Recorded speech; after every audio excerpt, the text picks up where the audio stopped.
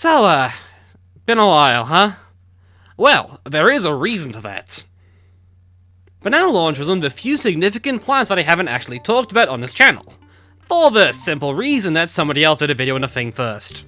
Did being the correct word though, as that video is both down and also more so just comparing it to Copcan from PvZ1. While there will be some amount of that for, hopefully obvious reasons, I think there's more to be said about this little psychopath than that. In many aspects, Banana Launch is a deeply fun and, frankly, silly plant to use. It's one of my favorites from the entire base game, and it's a plant I always find myself going back to, even in mods. It's a simultaneously simple plant, while being one of the most impactful plants once mastered out of any, consistently producing high value regardless of balance. While other plants have niches they can excel in, Banana Launcher creates niches for other plants to find usage, with potential that is well explored yet utterly untapped. So, let's talk about it.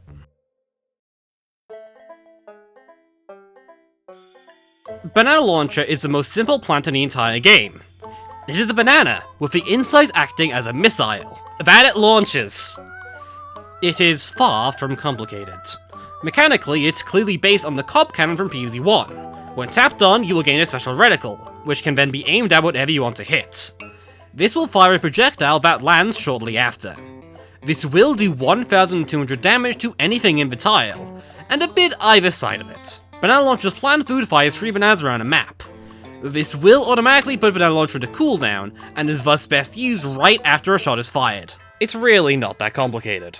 Sure, I could go into exact stats here, but I don't think they matter too much. Perhaps the most interesting of them all is the low recharge of 5 seconds, but that's really it. They stand as among the most expensive plants in the base game at the high price of 500 sun. But that's really kind of it, and at this point I feel like I'm stalling instead of making actual points, so sure. Let's begin comparing it to Cob Cannon proper. I'm not giving Cob Cannon's own goddamn section introducing it, okay? I'm also not playing Replanted to unlock it there. Cob Cannon's purpose in the original game, more than anything, is to be the ultimate plant. This may sound initially weird, but it makes more sense if you view it as the definitive strongest plant, at least in power. It's big, it's flashy, and basically unusable normal play outside of survival modes, at least to a casual player. It's the most similar plant to Banana Launcher, at least in theory, and I assume the comparison was intentional, but in practice they are entirely different in ability. And it comes down to 2 stats, radius and cooldown. Cob Cannon is a 3x3 nuke that kills everything in range. Banana Launcher, however, absolutely does not. It cannot solo bucketheads, and only targets a single lane at a time. However, Banana Launcher itself only really takes up a single tile, and has almost twice the fire rate, which lends itself to a different purpose entirely. You fire Cob Cannon to remove an entire area of the map from existence. It is, typically, your primary damage dealer, with supporting plants meant to help clump zombies up. Predominantly, Wintermelon. It takes up twice the tiles on the lawn and is massively powerful in almost every way. Only Gargantuas can survive a hit from this thing, and 2 will outright kill any normal Gargantua. Meanwhile, Banana Launcher's primary purpose is to, quote-unquote, snipe targets. You're bringing a hammer onto a nail here, killing priority threats across whatever lane they appear in. While you can massively rely on it, you rarely bring it alone, and usually do want to bring some form of support, whether that's stallers like Snowpea or attackers like Repeater or Peapod. Combined with the cooldowns and even animations, this makes sense. Cob Cannon fires like an artillery tank, aiming upwards to fire a weapon of mass destruction. Its cooldown is longer because it's firing a 150 cost insta that can clear most of the field without trouble. Banana Launcher is much smaller, much less flashy, and doesn't even do explosion damage, just a smush. It also has a much faster cooldown, encouraging far more active play than anything Cob Cannon ever did. I say this first to point out how these plants are really only superficially the same. In practice, these plants play entirely differently. Hell, I'd argue it almost feels like comparing Chomper and Bong Choy. Both have the same stats in a lot of places with melee range, with a similar job of stalling out the early game, but they both have radically different playstyles that can't actually be compared. By the same token, I think it is clear that Banana Launcher is an adaptation of PvZ1's Cop Cannon, in the same way Rotobagger is similar to Starfruit, ignoring that Starfruit already exists. It's an adaptation to better fit the game, and I think is one of the most well-designed plants as a result. As for why, well...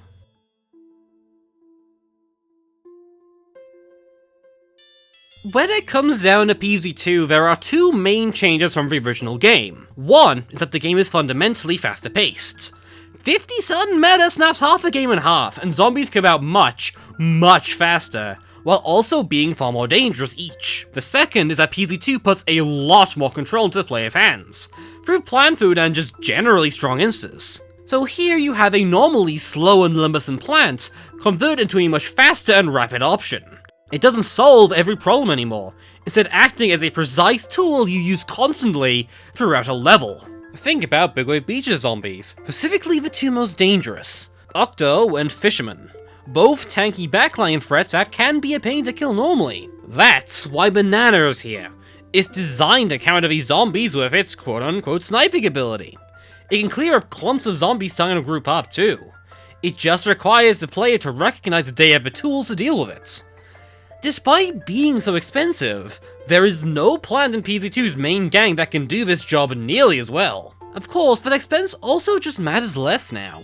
500 Sun is far less unwieldy in PvZ2 than it was in PvZ1, and the fast recharge makes it much easier to slap down, especially if you know what you're doing. Banana Launch is a lot more malleable as a result, and it works quite well, I'd say. It's the single best nuclear option in the game, and while I'd argue dumping 3 bananas to kill a Gargantua is a bit of a waste of resources, there's nothing actually stopping you from doing it in a pinch, or if you just have an excessively large artillery battery. This also just makes the plant really fun to use. Unlike something like Cob Cannon, there are levels where this amount of firepower is warranted, but it requires a lot of micro-decision making and threat identification.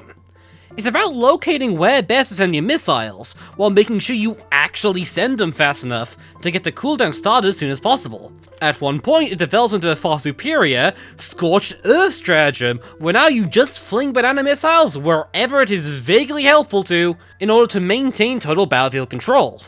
Though you only get this after spending a long time developing the field. Reminder, then, that Banana Launch is a high amount of damage that needs to be actively triggered. It does not fire automatically, which weirdly makes it really good for stalling out waves early game. Sure, you also need to get one down early game, but it's way more possible than you'd assume once you learn how to manage resources, and not much can tank a shot from it plus some early game attackers. You can get a lot of value from it this way. In the end though, it's a plan that heavily rewards the player's consistent ability to get value from it, knowing when to fire and knowing when to holster, identifying threats not just now, but in the future, and figuring out how to manage sun production to get it out. It's one of the heaviest plants in the entire game, and frankly, it earns the reputation. Of course, there's more of this plant than what appears on the surface. Firstly because wow, they keep just trying to redesign this thing, and it never really works out.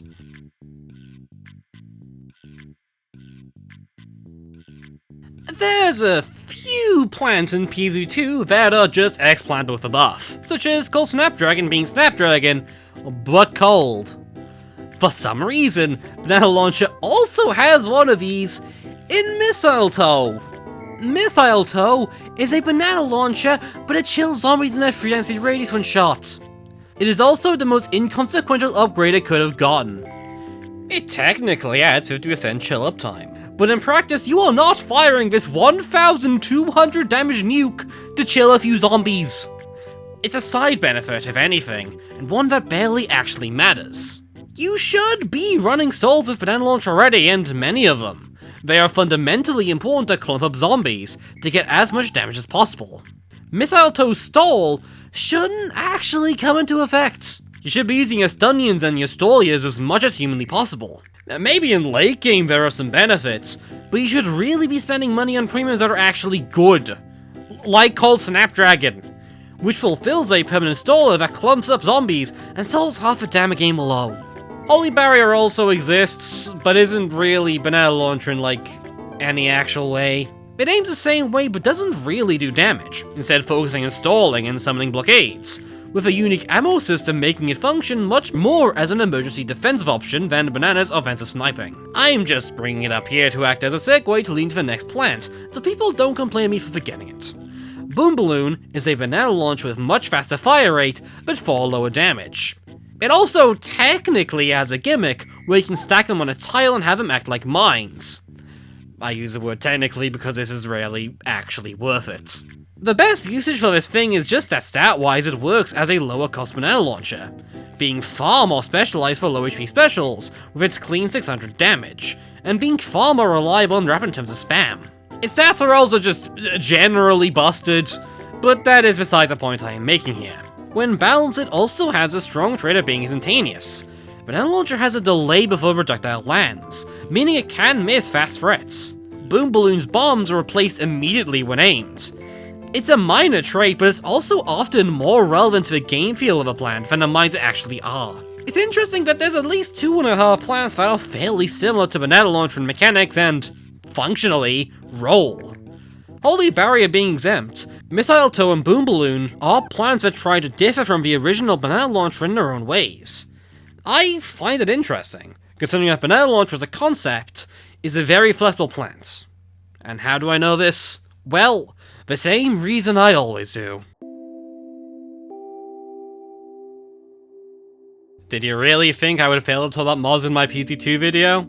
Please, I may have been gone for, but I would never forget my favorite way of padding videos out. But I do consider PvZ2's modability a big part of its modern fanbase, and when it comes to modded plants, there are few more interesting than Banana Launcher. It's not uncommon to see all these plants in one mod, performing radically different traits. Ignoring Holy Barrier because I made a video on it already, Banana Launcher itself has had a lot of takes that are quite simple to understand. For instance, making a straight up cob cannon. Ecclese, Grain 1000, and Requiem all do this, and it certainly changes the dynamic. It makes sense. You are highly encouraged to use instances constantly, so you don't really need a single lane high damage option. It's expensive, has a long recharge, but in mods where levels can go on for a while, it tends to be a very effective option for that reason alone, giving consistent firepower to keep the field under control. This then results in the far more specialized sniper plant, often given to Missile Toe or Boom Balloon. In Ecclese, Missile Toe Tier 1 costs a solid 500 sun. Nothing in that mod has fast attack and cooldown, but only does 600 damage, though with a fast recharge. This is a much more specialized version of the original Banana Launcher, doing still respectable damage, but being far more effective against powerful backline threats with low HP, such as Wizards, though still remains a very effective general DPS in numbers, if provided with basic support. But that's only one take from Missile Toe, with the arguably more common one being a hard staller. Seriously, Ecclese's Tier 3 Missile Toe is a 3x3 heavy staller that can literally disable the entire field if used correctly. And this is the version Reflourished uses, being less pricey there, but still pretty darn effective once mastered.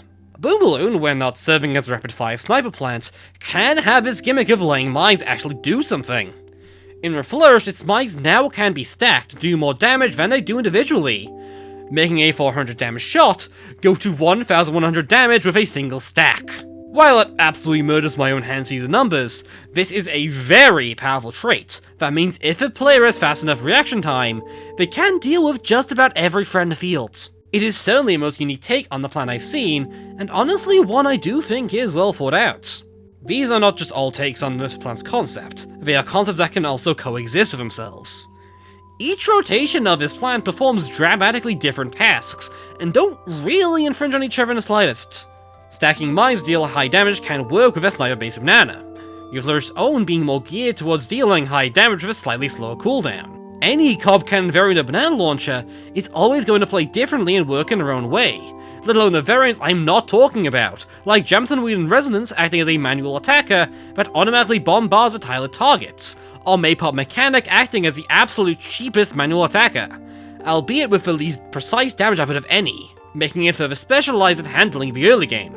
In this regard, Banana Launcher is one of the most customizable plant concepts in the game, but one that always seems to fit into PvZ2. At the end of the day, it's a plant whose value comes from manual control, the player's own ability to read the field. Unlike other manuals like Coconut Cannon or Magnifying Grass, the value doesn't come from simple timing. It's threat identification, as said before, and finding the ways to get the most value possible from each projectile. It is fundamentally fun to play with, and as a result, I can't bring to mind any variant of this plant I've disliked using. Regardless if it's 50 or 25 cent meta, regardless if it's weak or strong, or hell, regardless of what form it actually takes, Banana Launcher is inherently fun to me. And as a result, I think it's one of the best made plants in PvZ2. When it comes down to PvZ's plants overall, I do think Banana Launcher is probably one of my most used plants ever. It's one of my most used plants in Eclipse, full stop. When I started recording vanilla footage for this channel, it quickly became one of my most used plants in that footage. Not necessarily because it best showcased whatever other plants or zombies did, but because it was simply the plant in vanilla I enjoyed using the most. That's not to say when I was younger I really appreciated it, or hell, ever used it. I found the combination of Wintermelon with Cherry Bomb more powerful and generally useful, and mostly just spam that. But when I first played mods, manual plants became a consistent theme in my decks, which has remained to this day, really. I do think it's interesting how much manual plants tend to be forgotten for this game, though. It's not really a surprise per se, but it's interesting how so many manual plants are some of the most outright strong here. Coconut Cannon is one of the best DPS plants for the early levels. Magnifying Grass is the single strongest plant in vanilla most mastered, and so on and forth. I suppose it's simply because the quote-unquote fantasy for the casual player is different than an experienced one. A casual player wants to see the zombies get eviscerated into nothingness, with overwhelming firepower, while the expert wants to feel in control. Manual plants may be more effective, but they aren't quite in evisceration tier, and require effort to use which doesn't feel great for the casual player. I know. Just a random train of thought that didn't really fit into any actual section, so it's here. With that being said, I am sorry for waiting this one. There's been a lot of scrap videos lately, and I have been struggling to get scripts out the door. It feels often now that I have a video script in mind, but I just can't quite make it to quality I'd like. I don't think this was a particularly phenomenal script either, but frankly, I need to get into the habit of just releasing things sometimes. Feels vaguely important. With that being said, I'll go slumber for half a year. This has been Creeps, and have a good one.